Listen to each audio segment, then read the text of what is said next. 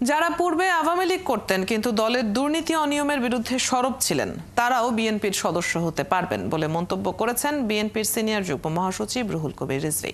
বৃহস্পতিবার দুপুরে নয়াপল্টনে এক সংবাদ সম্মেলনে তিনি কথা বলেন।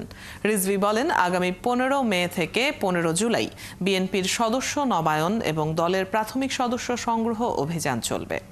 স্বৈরাচার আমলে অনেকেই বিএনপির সদস্য হতে চেয়েও পারেননি মন্তব্য করে তিনি বলেন, এখন সেই ভীতিকর পরিস্থিতি না থাকায় অনেকেই এই অভিযানে সাড়া দেবে। এবারের লক্ষ্য 1 কোটির বেশি নতুন কর্মী দলের সাথে যুক্ত করা। সকল বিভাগীয় শহরগুলোতে উদ্বোধনী অনুষ্ঠানের মাধ্যমে এই সদস্য সংগ্রহ অভিযান শুরু হবে বলে জানান তিনি।